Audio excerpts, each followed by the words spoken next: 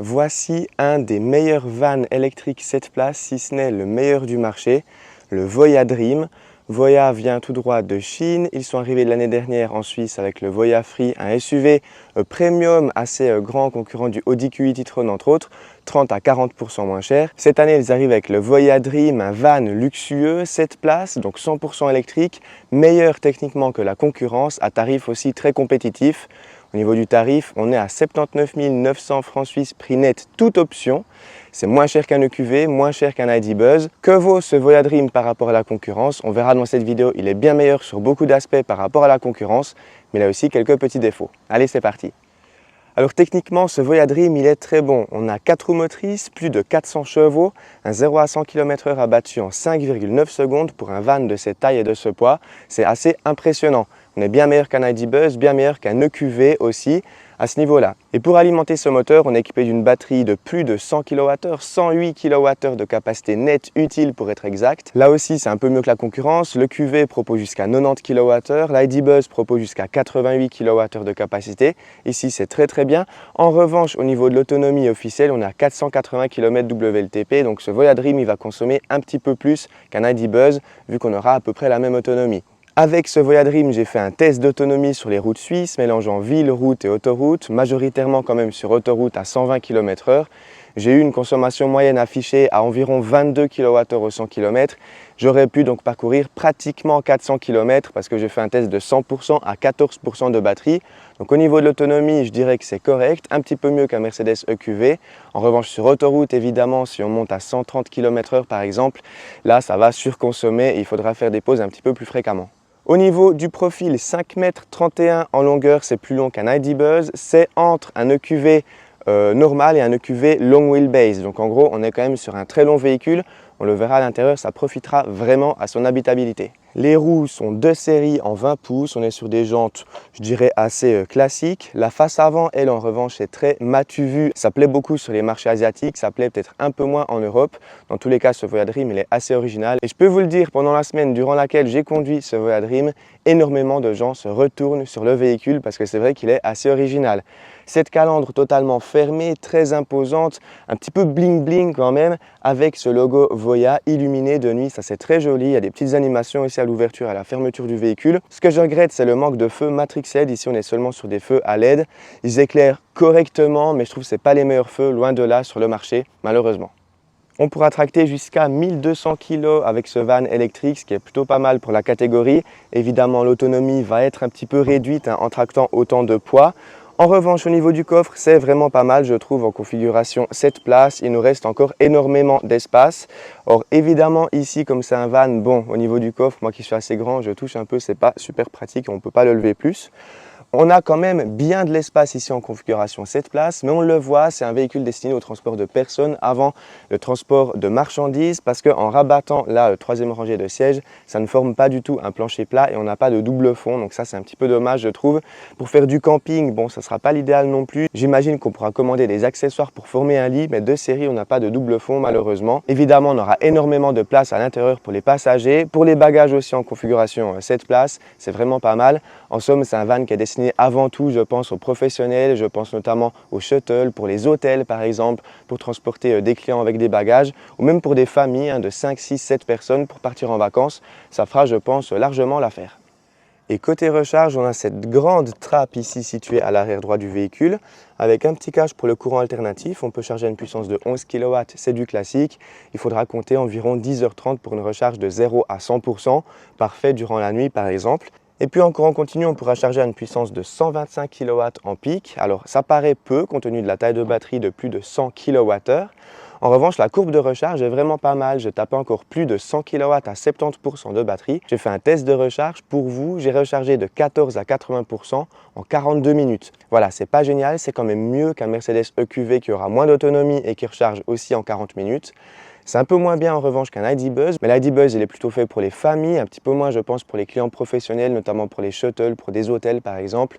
L'ID Buzz, je trouve qu'il est un petit peu moins classe pour ça, il fait largement le travail, mais ce Voya Dream il sera peut-être un petit peu plus adapté étant donné qu'on a des services premium à l'intérieur. Et je vais vous les montrer, c'est parti, on passe à bord. Et c'est vrai que les deux places de la rangée du milieu sont vraiment très luxueuses, je suis extrêmement bien installé. Je peux donc déployer les accoudoirs comme ceci, je suis vraiment très bien. Ce sont des sièges chauffants, ventilés et massants, même à l'arrière. Donc ça, c'est vraiment le top, parfait pour transporter des clients par exemple, mais aussi sa famille. J'ai énormément d'espace, je peux caler mes pieds sous le siège, j'ai aussi beaucoup d'espace ici au niveau de la tête. On a un toit vitré qu'on peut occulter avec un vélum, idem à l'avant, le toit est d'ailleurs ouvrant à l'avant, ça c'est pas mal. J'ai une petite tablette ici comme dans un avion, vraiment parfait. Pas mal d'espace de rangement, des porte-gobelets, des prises USB-A et USB-C. On peut aussi incliner son siège pratiquement en mode pour dormir comme ceci, donc c'est pas mal. On peut aussi relever cette partie ici pour les pieds. Donc comme ceci, on est vraiment super bien. On va voir ce que ça donne maintenant au niveau de la troisième rangée. Alors en configuration 4 places comme ceci, évidemment il reste assez peu d'espace au niveau de la troisième rangée. Donc je vais un petit peu avancer les sièges. Oups, ce bouton ici, vous le voyez avec tous les réglages de ventilation, de massage, ça c'est pas mal. Je vais mettre à peu près comme ceci, donc ça laisse assez d'espace pour le passager ici. Je vais voir ce que ça donne à l'arrière. Je touche légèrement au niveau des genoux, mais je suis assez grand quand même. Je peux caler mes pieds sous le siège, donc ça c'est top. Au niveau de la tête, il me reste voilà, un peu plus d'un point, donc ça c'est pas mal. Franchement, on est très bien à l'arrière avec l'accoudoir ici aussi. La troisième personne ici, il y aura de la place aussi au niveau des jambes. Alors c'est assez serré, on sera plutôt sur un véhicule 6 places, mais ça dépanne quand même. Alors voir maintenant ce que ça donne à l'avant, et là c'est assez intéressant aussi. Petit détail qui a son importance, j'aime bien la clé de ce Voya Dream, assez premium. Alors elle est assez légère, par contre j'adore son design, c'est assez original. Et puis au niveau du feeling des poignées de porte, c'est aussi très bon, là rien à dire. Et évidemment on a des portes ici latérales qui sont électriques de série, ça c'est pas mal. Et aux places avant, l'ambiance est là encore très luxueuse avec de magnifiques sièges dans ce magnifique coloris qui sont très enveloppants, extrêmement confortables. Ils sont aussi chauffants, ventilés et massants comme à l'arrière. D'ailleurs, je vais activer les massages pour ce tournage. Voilà, on est vraiment super bien. Très bonne position de conduite. Le volant, bon, c'est classique, il ne fait pas très premium quand même. On a une triple dalle de 12,3 pouces par écran, c'est assez impressionnant. On parle du software juste après. Les aérations, ici une petite caméra au niveau de la planche de bord qui permet entre autres de faire des selfies à l'intérieur. Bon, ça c'est vraiment gadget je trouve. Quelques petits raccourcis ici, un pad de chargement sans fil, deux portes gobelets, pas mal d'espace de rangement. Idem en dessous de la console centrale, pas mal d'espace, ça c'est pas mal. On a un sélecteur de vitesse ici qu'on connaît déjà sur le Voya Free qui fait aussi office de repose-poignet pendant la conduite, ça j'aime bien. Au niveau de la qualité des matériaux, alors les sièges sont magnifiques, en partie haute c'est aussi assez rembourré, ça j'aime bien. En partie basse, bon ça reste des plastiques un petit peu durs, donc là ça va encore. Par contre au niveau de la porte, c'est assez dur quand même. À l'œil c'est plutôt joli dans ce coloris, par contre on reste sur les plastiques durs comme ce qui est disponible sur le QV ou l'ID-Buzz entre autres. Alors je dirais qu'un défaut de ce Voya Dream, c'est quand même son software qui est mieux qu'avant, mais par contre il n'est toujours pas parfait je trouve. Ici notamment de nuit, il va assez éblouir quand même, on peut pas, alors j'ai pas trouvé comment régler la luminosité de cet écran. Donc voilà, c'est pas génial, on n'a pas d'affichage tête haute non plus. Au niveau du système son, c'est pas génial, alors ça fait le taf, mais c'est pas parfait par rapport à la concurrence je trouve. L'affichage, bon ici je ne trouve pas spécialement très moderne, vous le voyez. Voilà, au niveau de l'écran central ici, bon, on a les petits raccourcis ici sur le côté, comme ceci avec la musique, le véhicule. Alors on a beaucoup de menus, de sous-menus. Pour l'instant c'est une voiture qui est disponible seulement en anglais, mais on aura une mise à jour très bientôt pour avoir le français, pour avoir la navigation aussi. Apple CarPlay qui n'est pas encore disponible, mais ça arrive encore en été, qu'on m'a dit, en été 2024. Donc ça devrait arriver pour les premières livraisons de ce Voya Dream. Donc voilà, le software réagit vraiment bien. Là, les constructeurs asiatiques sont vraiment bons au niveau du touch de leur écran. Par contre, au niveau de l'intuitivité du système, bon, c'est pas génial. Les icônes, je les trouve pas spécialement très jolies. Heureusement qu'on aura Apple CarPlay pour profiter de ses applications favorites, notamment Waze, Google Maps, etc. Au niveau de la musique aussi, là, bon, je ne veux pas dire qu'on est limité, mais je trouve ça pas génial au niveau de ce software. Vous le voyez, on a la ventilation réglable sur 3 niveaux, le chauffage aussi, les massages.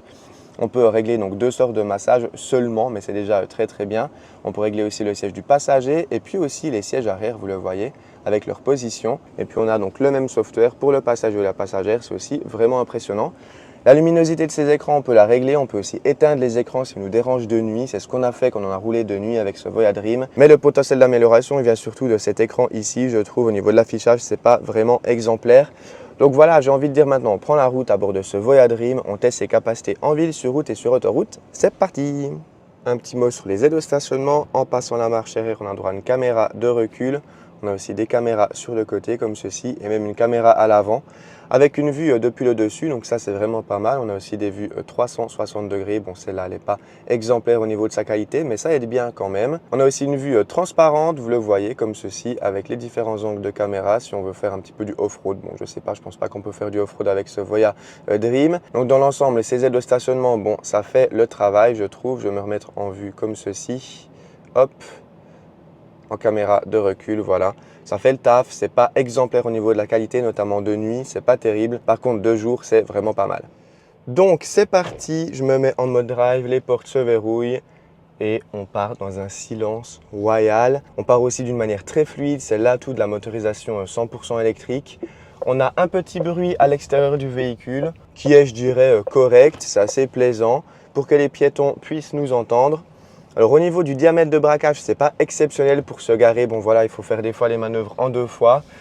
Après, je dirais que c'est assez classique pour des vannes comme ceux-ci. l'ID.Buzz en revanche, il braque un petit peu mieux. Mais l'ID.Buzz, il est seulement disponible en propulsion pour l'instant. En 4 roues motrices, il braquera un petit peu moins bien que la version propulsion justement. En ville, c'est une voiture très agréable. Alors évidemment, c'est un véhicule assez long, 5,31 m en longueur, assez large aussi. La visibilité est très bonne, on a des grandes vitres latérales aussi, donc j'ai pas beaucoup d'angle mort dans ce Voya Dream, ce qui est vraiment très plaisant. Ici, en mettant le clignotant, on a l'angle mort aussi qui s'affiche sur l'écran. Bon, celui-là, il est un petit peu plus gadget, je trouve, mais c'est quand même un gadget bon à prendre, je trouve. La direction est très souple, voilà, on se faufile comme ceci, vraiment très très bien. Voilà, l'accélération, elle est très linéaire, j'adore le feeling sous la pédale, il est très bien aussi. Idem au niveau du freinage. Bon alors évidemment ça freine moins bien qu'une voiture, mais c'est normal pour un van. Ça freine, je trouve, quand même très bien, donc ça c'est top. Voilà, on roule ici tranquillement en ville. C'est vraiment très très bien. Je me suis mis en mode de récupération le plus fort possible. On a différents niveaux de récupération. On n'a pas de palette au volant malheureusement. Regardez ici au niveau des suspensions. Je roule dans un confort vraiment très très bien. Au niveau d'un passage à niveau, vraiment c'est excellent au niveau du confort. Petit bémol, vous le voyez, la récupération ici. Je suis à 30, je descends maintenant à 20. À 10 et elle ne va pas jusqu'à l'arrêt complet malheureusement. Elle va continuer de rouler toute seule à environ 10 km/h. Ça c'est un petit peu dommage je trouve. À ma connaissance, même le QV et même l'ID.Buzz ne vont pas jusqu'à l'arrêt complet. On peut vivre avec, on peut déjà s'estimer heureux d'avoir une récupération d'énergie. Mais effectivement, quand on roule un peu plus en montagne, la récupération se montre assez faible, même au niveau le plus fort. C'est un peu dommage, en descendant d'école en montagne, j'ai dû très fréquemment presser la pédale de frein. On va donc perdre de l'énergie, vu que c'est toute cette énergie-là qui ne va pas rentrer dans la batterie grâce à la récupération, mais qui va user les disques de frein. Ça, c'est un petit peu dommage. Pour tout le reste, elle est très très agréable à rouler. Même en conduite un petit peu plus dynamique, on a énormément de puissance, on le voit après. On a un centre de gravité relativement bas, mais ça reste une voiture très lourde et plutôt haute. Évidemment, on ne va pas rouler d'une manière dynamique, mais c'est toujours bon à prendre d'avoir un petit delta de puissance supplémentaire pour pouvoir dépasser, pour pouvoir réaccélérer après en montagne. Moi qui vis dans une région assez montagneuse, c'est l'idéal. Les vannes électriques, par rapport à un van thermique, ça n'a rien à voir. Donc là, c'est vraiment top. Au niveau des performances, au niveau de l'agrément de conduite, sur route de montagne, sur route départementale, nationale, etc., c'est très très bon. Et on va maintenant entrer gentiment sur autoroute. Pour ça, je vais cliquer sur l'onglet voiture, driving et je me mets en mode performance. Alors j'ai roulé souvent en mode éco pendant cette semaine. Voiture très confortable en mode éco. J'ai pas besoin de beaucoup de performance, mais c'est vrai que c'est bien d'avoir cette petite réserve supplémentaire pour les entrées sur autoroute. Donc, on arrive ici, hop, 3, 2, 1, pied au plancher. Où ça pousse? 50, 70, 90, 100, 110, 120. Pour un van électrique 7 places de 2 tonnes 6, franchement, c'est très très bon. C'est super agréable. Alors, on n'en a pas besoin tout le temps, mais quand même, des fois, pour faire des dépassements, pour entrer sur autoroute, c'est agréable d'avoir autant de puissance. Bon, je vais me remettre en mode confort. Hop, sur autoroute, c'est un véhicule très bien insonorisé pour dire que c'est un van très haut. Franchement, très bonne surprise. C'était super confortable de faire de l'autoroute à bord de ce Voya Dream. Évidemment, la consommation va être un petit peu plus élevée, surtout à 130 km/h. Et dans l'ensemble, je suis agréablement surpris. C'est super confortable, je suis très bien installé, j'ai une super position de conduite, très bonne visibilité aussi avec des rétroviseurs latéraux assez grands, idem ici en haut. On profite aussi d'un bel éclairage d'ambiance ici à l'intérieur, on peut régler différentes couleurs, c'est assez sympa. Et puis en sortie de tunnel ici, les reprises en mode confort depuis 97 km/h, c'est parti, elle accélère directement. Alors sur le Voya Free, il me semble, j'avais un délai de latence entre le moment où j'accélérais et le moment où la puissance arrivait. Ici, ce n'est pas le cas, donc c'est génial. Et puis on va tester son système de conduite semi-autonome. Donc je me décale ici, je clique le bouton sur la branche gauche du volant, ça s'active à 120 km/h. La voiture va donc accélérer et freiner pour moi et aussi tourner le volant. Évidemment, il faut garder les mains sur le volant. Le changement de voie se fait manuellement, mais quand on se met sur la voie de gauche, la voiture va reprendre directement son système de conduite semi-autonome. Donc c'est vraiment pas mal. Je trouve qu'elle anticipe assez bien avec les véhicules de devant. Elle va freiner assez en amont, donc ça j'aime bien. En revanche, quand on met son clignotant pour dépasser, la voiture va attendre d'être totalement sur la voie de gauche pour réaccélérer. Ça c'est pas super pratique quand on dépasse un camion par exemple, qu'on est à 80-90 km/h, qu'on veut réaccélérer à 120. Il faut l'aider un petit peu avec la pédale d'accélérateur. C'est le cas sur beaucoup de voitures, mais j'aurais préféré un système un petit peu plus dynamique, comme ce qui est le cas chez BMW par exemple. Donc sur autoroute, très bon feeling, super voiture, bonne visibilité, très bon confort, bonne insonorisation. Franchement, c'est vraiment pas mal. Allez, on passe à la conclusion. Alors en conclusion, après une semaine à son volant et plus de 800 km, je trouve la consommation assez mesurée. On aura donc pratiquement 400 km d'autonomie réelle en Suisse dans ces conditions. À tester là, par temps froid, en hiver ou sur autoroute à 130 km/h, là ça sera un petit peu moins évidemment. Je trouve que c'est une voiture très aboutie, on l'a vu surtout à l'intérieur avec ses sièges qui sont super confortables. À la conduite aussi, c'est une voiture très silencieuse, très agréable à rouler. Bref, j'y vois peu de défauts en somme. Alors le tarif, évidemment, il peut rebuter, c'est tout à fait compréhensible. C'est une marque encore peu connue en Europe. C'est une voiture qui est bien garantie en Suisse, 5 ans ou 100 000 km sur tout le véhicule. Une garantie encore supplémentaire pour la batterie. Donc là, il n'y a pas trop de soucis à avoir, mais effectivement, payer 80 000 francs suisses, 80 000 euros pour une marque qu'on ne connaît pas, ça peut rebuter beaucoup de personnes. C'est pour ça d'ailleurs que le QV se vend plutôt bien dans le milieu professionnel, parce que c'est une marque connue, mais évidemment, ça coûte un peu plus cher que ce Voya Dream. J'espère vraiment que cet essai vous a plu. Comme d'habitude, pour soutenir mon travail, n'oubliez pas le petit pouce en l'air. Pensez à me dire ce que vous pensez de ce Voya Dream dans les commentaires. Et moi, je vous souhaite une très bonne route, encore un très bel été, et je vous dis à très bientôt. Bye bye!